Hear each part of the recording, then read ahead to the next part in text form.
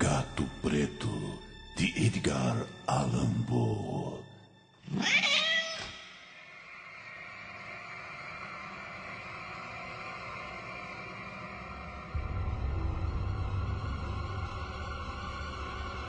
Não espero nem solicito o crédito do leitor para tão extraordinária e, no entanto, tão familiar história que vou contar. Louco seria esperá-lo, num caso cuja evidência até os meus próprios sentidos se recusam a aceitar. No entanto, não estou louco e com toda certeza que não estou a sonhar. Mas porque posso morrer amanhã, quero aliviar hoje o meu espírito. O meu fim imediato é mostrar ao mundo, simples, sucintamente e sem comentários, uma série de meros acontecimentos domésticos. Nas suas consequências, estes acontecimentos aterrorizaram-me, torturaram-me, destruíram-me.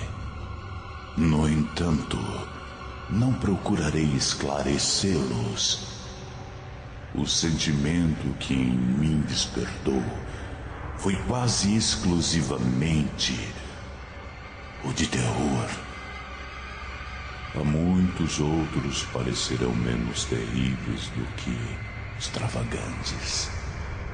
Mais tarde será possível que se encontre uma inteligência qualquer que reduza a minha fantasia a uma banalidade.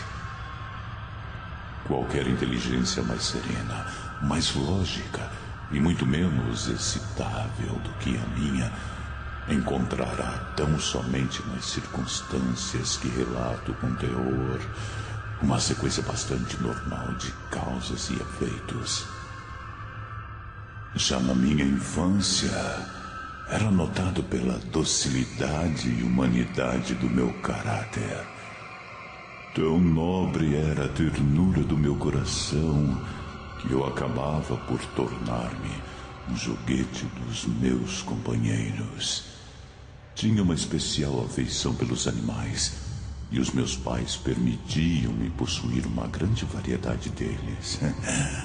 Com eles, passava a maior parte do meu tempo e nunca me sentia tão feliz como quando lhes dava de comer e os acariciava. Esta faceta do meu caráter acentuou-se com os anos, e quando homem, aí achava uma das minhas principais fontes de prazer. Quanto àqueles que já tiveram uma afeição por um cão fiel e sagaz, escusado será preocupar-me com a explicar-lhes a natureza ou a intensidade da compensação que daí se pode tirar. No amor desinteressado de um animal, no sacrifício de si mesmo, alguma coisa há que vai direito ao coração de quem tão frequentemente pôde comprovar a amizade mesquinha e a frágil fidelidade do homem. Casei jovem e tive a felicidade de achar na minha mulher uma disposição de espírito que não era contrária à minha. Vendo meu gosto por animais domésticos, nunca perdi a oportunidade de me proporcionar alguns exemplares das espécies mais agradáveis. Tínhamos pássaros, peixes dourados, um lindo cão, coelhos, um macaquinho e um gato. Este último era um animal notavelmente forte e belo, completamente preto e excepcionalmente esperto. Quando falávamos da sua inteligência, a minha mulher, que não era de todo impermeável à superstição, fazia frequentes alusões à crença popular que considera todos os gatos pretos como feiticeiras disfarçadas. Não quero dizer que falasse deste assunto sempre a sério. E se me refiro agora a isto, não é por qualquer motivo especial, mas apenas porque me veio a ideia. Plutão, assim se chamava o gato, era o meu amigo predileto e companheiro de brincadeiras. Só eu lhe dava de comer e seguia-me por toda parte dentro de casa. Era até com dificuldade que conseguia impedir que me seguisse na rua. A nossa amizade durou assim vários anos, durante os quais o meu temperamento e o meu caráter sofreram uma alteração radical.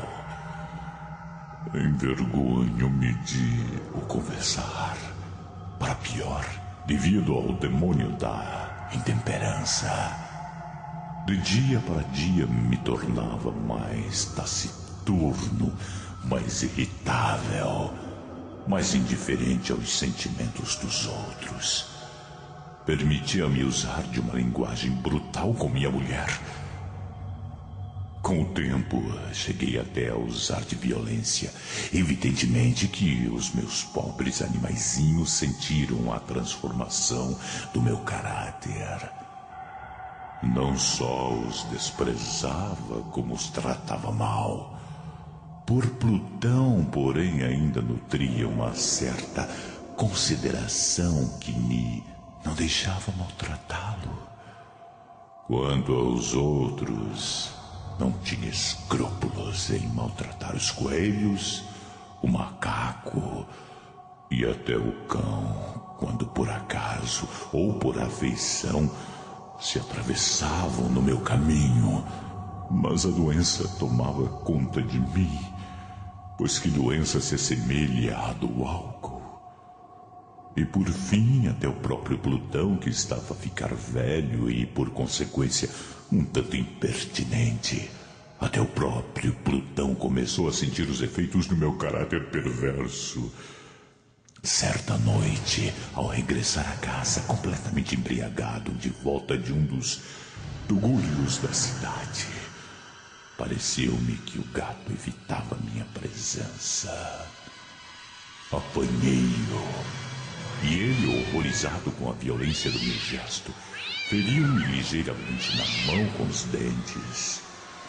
Uma fúria dos demônios imediatamente se apossou de mim. Não me reconhecia. Dir-se-ia que a minha alma original se evolara do meu corpo num instante e uma ruindade mais do que demoníaca, saturada de genebra, fazia estremecer cada uma das fibras do meu corpo. Tirei do bolso do colete um canivete. Abri-o, agarrei o pobre animal pelo pescoço e deliberadamente arranquei-lhe um olho da órbita. Queima-me a vergonha em todo eu estremeço ao escrever esta abominável atrocidade. Quando com a manhã me voltou a razão, quando se dissiparam os vapores da minha noite de estúrdia, experimentei um sentimento misto de horror e de remorso pelo crime que tinha cometido. Mas era um sentimento frágil e equívoco, e o meu espírito continuava insensível. Voltei a mergulhar nos excessos e depressa afoguei no álcool toda a recordação do ato. Entretanto, o gato curou-se lentamente. A órbita, agora vazia, apresentava na verdade um aspecto horroroso. Mas o animal não aparentava qualquer sofrimento. Vagueava pela casa como de costume. Mas, como seria de esperar, fugia aterrorizado quando eu me aproximava. Porém, restava-me ainda o suficiente do meu velho coração para me sentir agravado por esta evidente antipatia da parte de um animal que outrora tanto gostara de mim. Em breve, este sentimento deu lugar à irritação. E para minha queda final e irrevogável, o espírito da perversidade fez em seguida sua aparição. Deste espírito não cura a filosofia. No entanto, não estou mais certo da existência da minha alma do que do fato que a perversidade é um dos impulsos primitivos do coração humano. Uma dessas indivisas faculdades primárias ou sentimentos que deu uma direção ao caráter do homem. Quem se não surpreendeu já uma centena de vezes cometendo uma ação nécia ou vil pela única razão de saber que não devia cometê-la?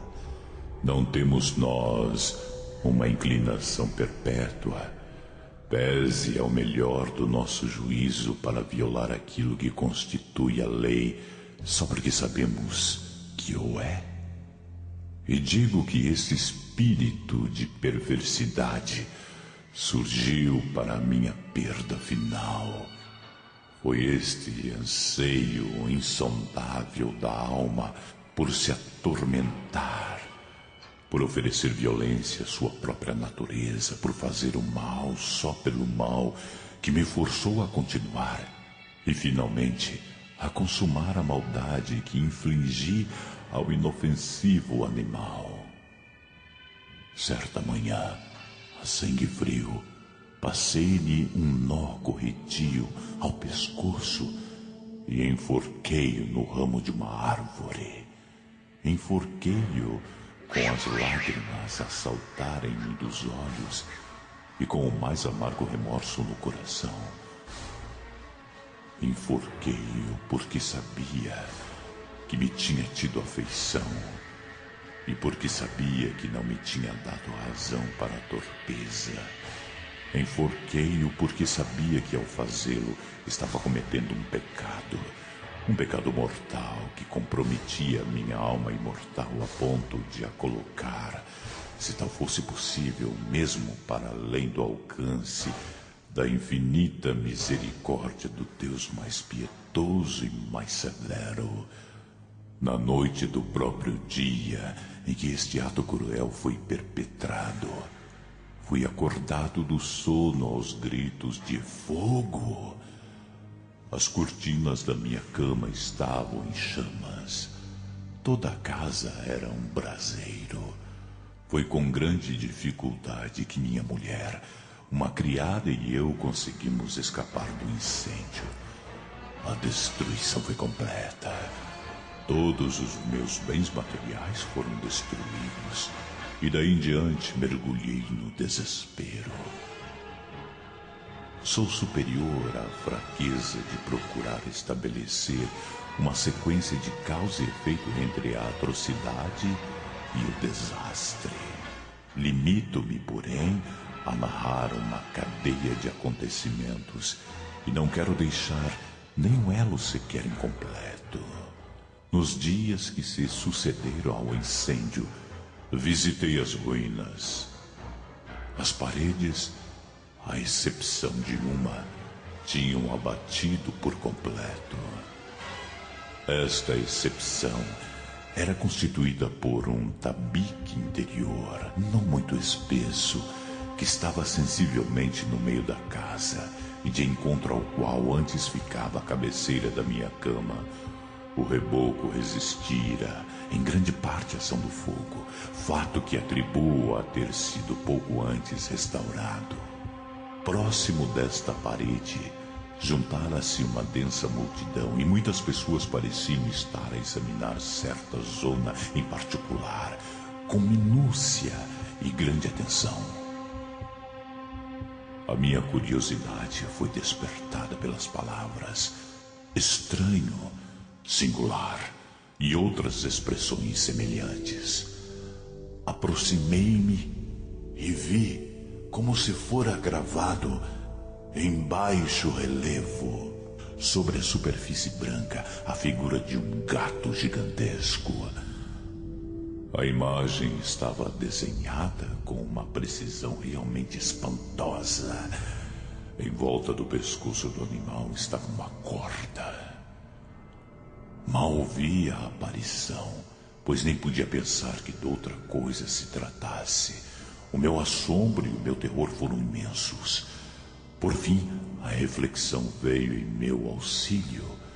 Lembrei-me que o gato fora enforcado num jardim junto à casa. Após o alarme de incêndio, o dito jardim fora imediatamente invadido pela multidão e por alguém que deve ter cortado a corda do gato e o deve ter lançado para dentro do meu quarto por uma janela aberta. Isto deve ter sido feito provavelmente com a intenção de me acordar.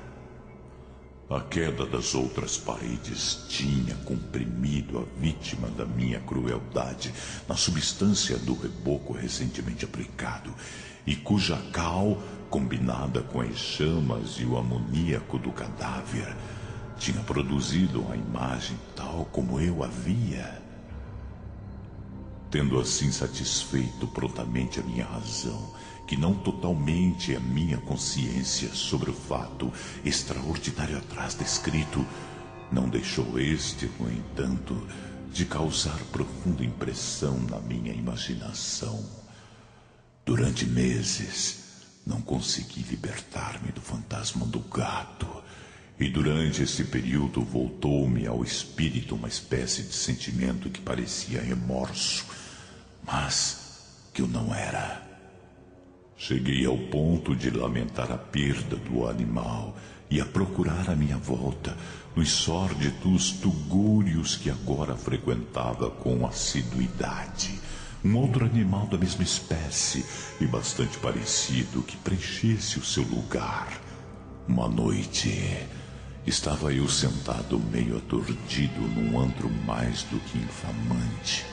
A minha atenção foi despertada por um objeto preto que repousava no topo de um dos enormes tonéis de gin ou de rum que constituíam o principal mobiliário do compartimento.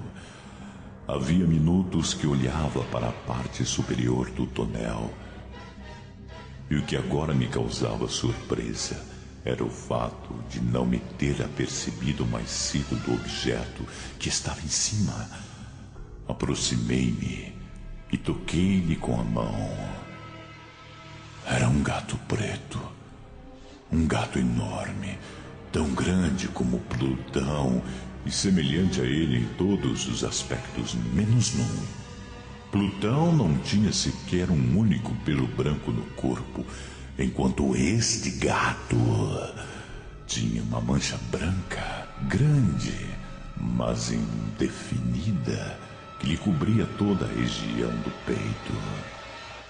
Quando lhe toquei, imediatamente se levantou e ronronou com força.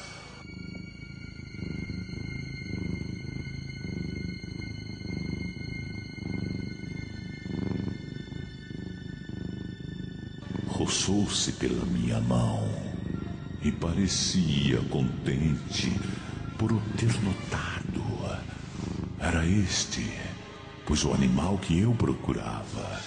Imediatamente propus a compra ao dono, mas este nada tinha a reclamar pelo animal, nada sabia a seu respeito, nunca o tinha visto até então. Continuei a acariciá-lo, e quando me preparava para ir para casa, o animal mostrou-se disposto a acompanhar-me. Permiti que o fizesse, inclinando-me de vez em quando para o acariciar enquanto caminhava. Quando chegou a casa, adaptou-se logo, e logo se tornou muito amigo da minha mulher. Pela minha parte, não tardou em surgir em mim uma antipatia por ele. Era exatamente o reverso do que eu esperava, mas não sei como nem porquê a sua evidente ternura por mim desgostava-me e aborrecia-me. Lentamente, a pouco e pouco, esses sentimentos de desgosto e de aborrecimento transformaram-se na amargura do ódio. Evitava o animal. Um certo sentimento de vergonha e a lembrança do meu anterior ato de crueldade impediram-me de o maltratar fisicamente.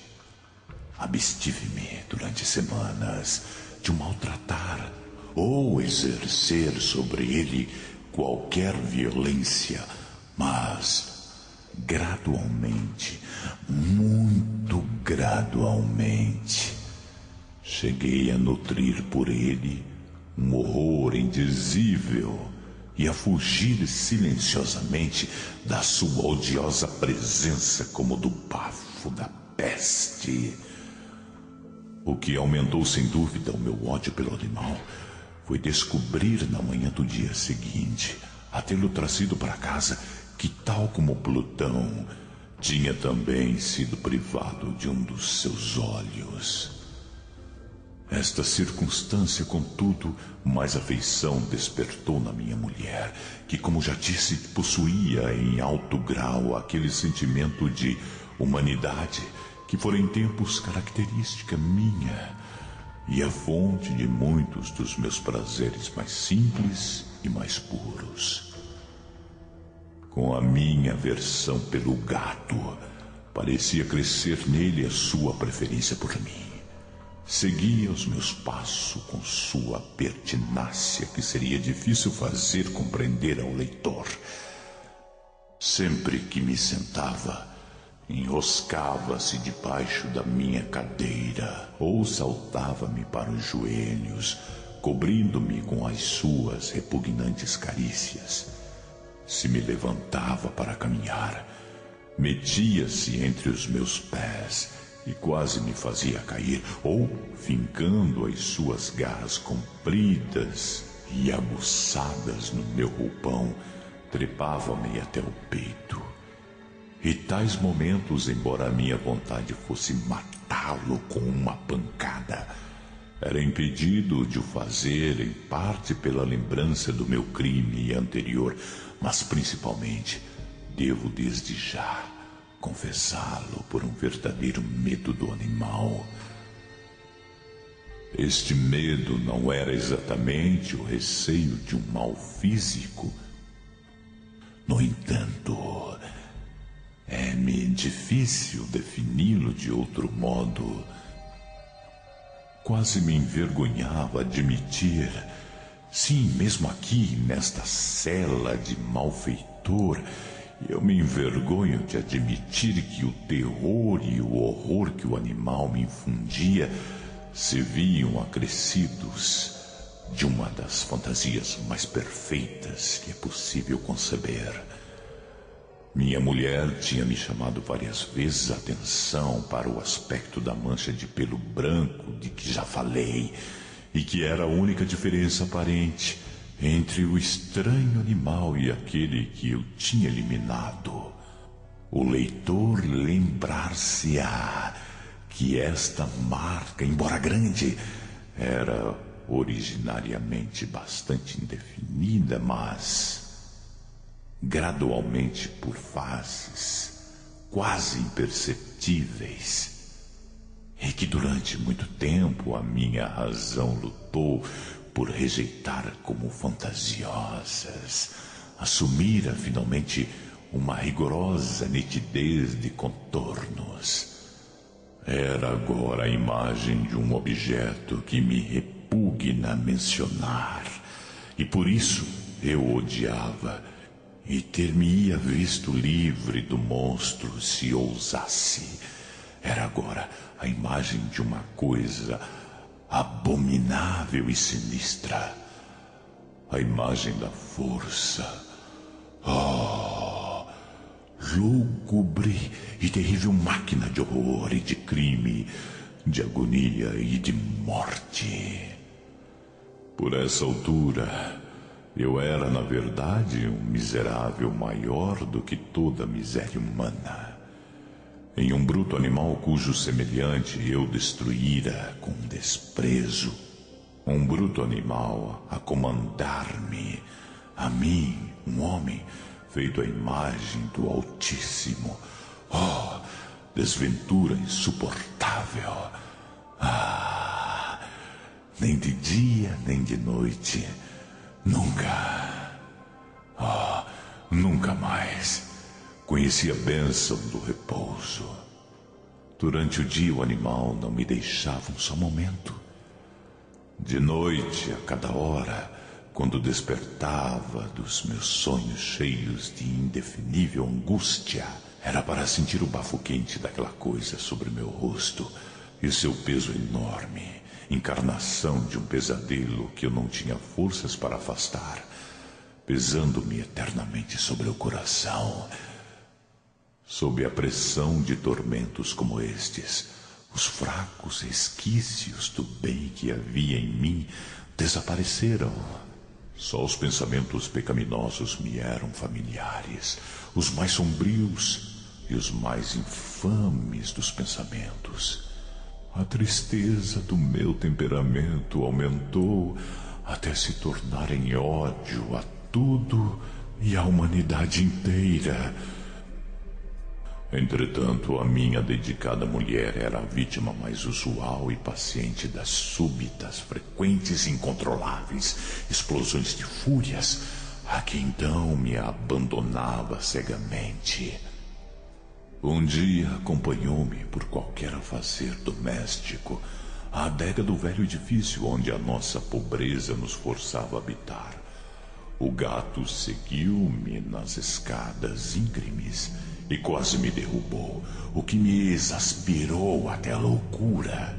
Apoderei-me de um machado e, desvanecendo-se na minha fúria o receio infantil que até então tinha detido a minha mão, desferi um golpe sobre o animal que seria fatal se o tivesse atingido como eu queria. Mas o golpe foi sustido diabolicamente pela mão da minha mulher. Enraivecido pela sua intromissão, libertei o braço da sua mão e enterrei-lhe o machado no crânio. Caiu morta, ali mesmo, sem um queixume. Consumado este horrível crime, entreguei-me de seguida com toda a determinação à tarefa de esconder o corpo. Sabia que não podia retirar de casa, quer de dia, quer de noite, sem correr o risco de ser visto pelos vizinhos. Muitos projetos se atropelaram no meu cérebro. Em dado momento, cheguei a pensar em cortar o corpo em pequenos pedaços e destruí-los um a um pelo fogo. No outro, decidi abrir uma cova no chão da adega. Depois pensei deitá-lo no poço do jardim, ou metê-lo numa caixa como qualquer vulgar mercadoria e arranjar um carregador para o tirar de casa. Por fim, detive-me sobre o que considerei a melhor solução de todas. Decidi emparedá-lo na adega, como segundo as narrativas faziam os monges da Idade Média suas vítimas. A adega parecia convir perfeitamente aos meus intentos. As paredes não tinham sido feitas com os acabamentos do costume e recentemente tinham sido todas rebocadas com uma argamassa grossa que a umidade ambiente não deixara endurecer. Além do mais, numa das paredes havia uma saliência causada por uma chaminé falsa ou por uma lareira que tinha sido entaipada para se assemelhar ao resto da adega. Não duvidei que seria fácil retirar os tijolos neste ponto, meter lá dentro o cadáver e tornar a pôr a taipa como antes, de modo que ninguém pudesse lubricar qualquer sinal suspeito. Não me enganei nos meus cálculos. Com o auxílio de um pé de cabra, retirei facilmente os tijolos e, depois de colocar cuidadosamente o corpo de encontro à parede interior, mantive-o naquela posição ao mesmo tempo que, com certo trabalho, devolvia a toda a estrutura o seu aspecto primitivo. Usando de toda a precaução, procurei argamassa, areia e fibras, com que preparei um reboco que se não distinguia do antigo e com o maior cuidado cobri os tijolos.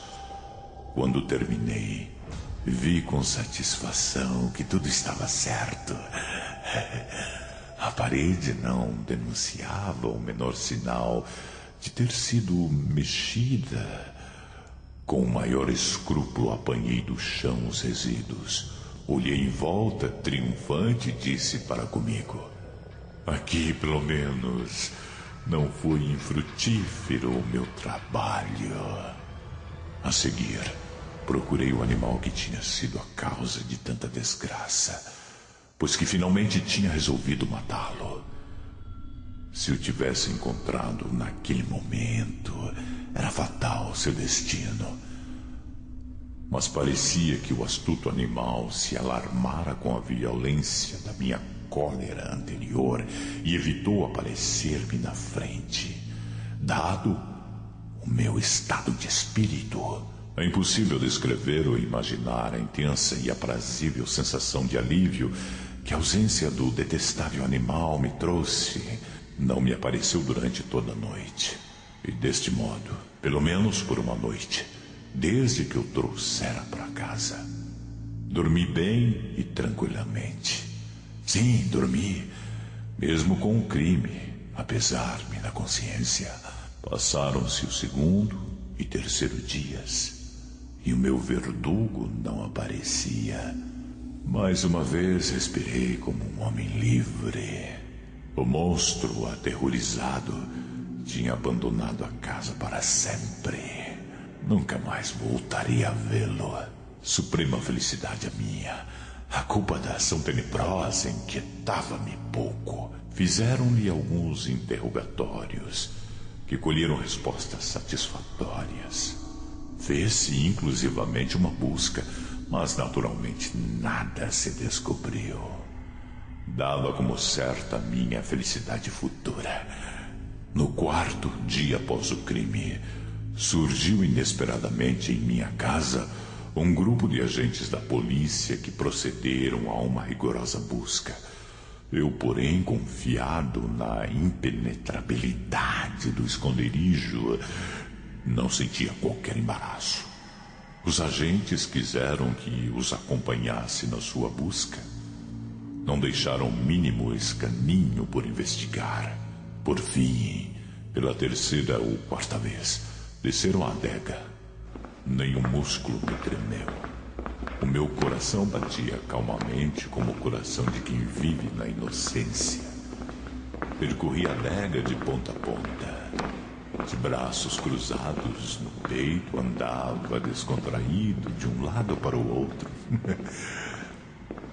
Os agentes estavam completamente satisfeitos e prontos para partir. O júbilo do meu coração era demasiado intenso para que o pudesse suster. Ansiava por dizer pelo menos uma palavra à guisa do triunfo e para tornar duplamente evidente a sua convicção da minha inocência. Senhores, disse por fim, quando iam subir os degraus, estou satisfeito por ter dissipado as vossas suspeitas. Desejo muita saúde para todos e um pouco mais de cortesia. A propósito, esta casa está muito bem construída. E no meu furioso desejo de dizer qualquer coisa com a vontade, mal sabia o que estava a dizer. Direi até que é uma casa excelentemente construída. Estas paredes... Vão-se já embora, meus senhores? Estas paredes estão solidamente ligadas. E neste momento, por uma frenética fanfarronice, bati com força com uma bengala que tinha na mão na parede, atrás na qual se encontrava o cadáver da minha querida esposa. Que Deus me livre das garras do arquidemônio.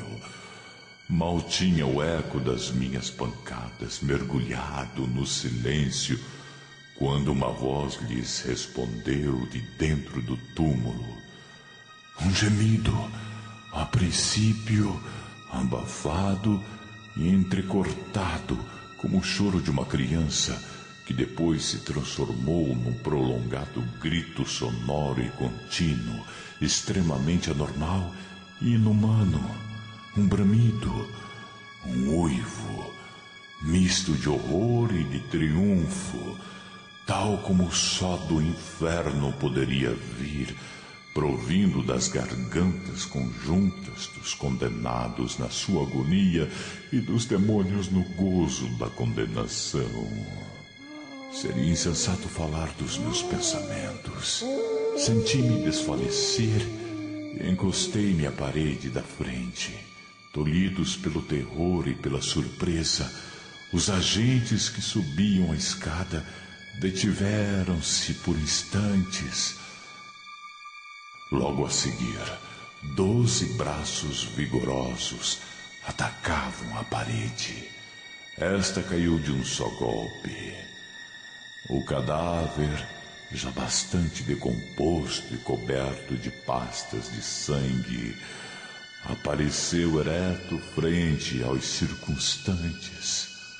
Sobre a cabeça, com a vermelha goela dilatada e o olho solitário chispando, estava o odioso gato, cuja astúcia me compelira ao crime e cuja voz delatora me entregava ao carrasco.